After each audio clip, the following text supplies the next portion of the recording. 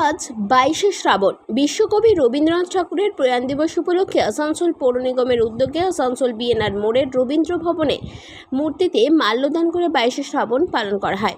এই অনুষ্ঠানে উপস্থিত ছিলেন পৌর নিগমের চেয়ারম্যান অমরনাথ চট্টোপাধ্যায়, মেয়র পরিষদের সদস্য গুরুদাস চ্যাটার্জি সহ অনেকেই। বিশ্বকবির প্রতি এই শ্রদ্ধাঞ্জলি প্রদানের আয়োজন করে তাকে স্মরণ করা হয় এই দিন।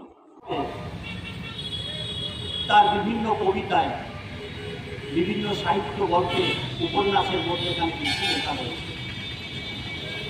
সারাটা জীবনে 2230টি কবিতা লেখার মধ্যেখান দিয়ে আমরা আমাদের জীবনের ঘুম থেকে উঠে থেকে শুরু করে রাত্রি শুয়ে যাওয়ার পর্যন্ত প্রত্যেকটি ছন্দে যেন নিজেদের মিলিয়ে রাখতে পারি, সেই সমস্ত কবিতা আমাদের কাছে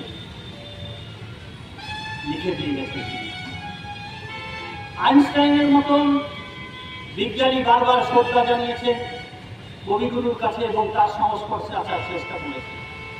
তৎকালীন পৃথিবীর বড় বড় দার্শনিককে আমরা দেখেছি কবিগুরুর সংস্পর্শে কীভাবে আসবে।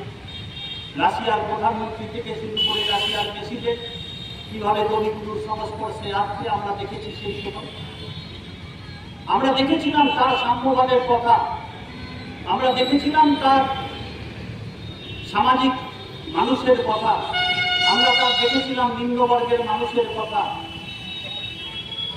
কিভাবে আমাদের জীবনকে পরিবর্তন ঘটিয়ে দিয়েছিল।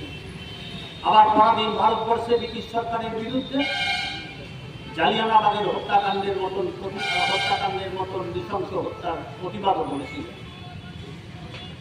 শঙ্কিত হয়ে গিয়েছিল ব্রিটিশ সরকার বারবার কবিগুরু রবীন্দ্রনাথ ঠাকুরের লেখার মধ্যেখান দিয়ে, এবং ভারতবর্ষের তৎকালীন স্বাধীনতা সংগ্রামী যে রবি ঠাকুরের কবিতা আওড়াতে আওড়াতে স্বাধীনতার সংগ্রামে সামিল হয়ে গিয়েছিলেন।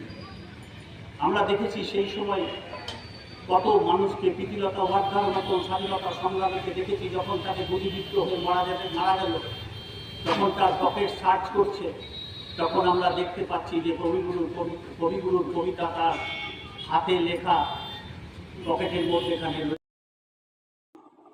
আসানসোল থেকে সঞ্জয়া দেবের রিপোর্ট, 99 নিউজ বাংলা।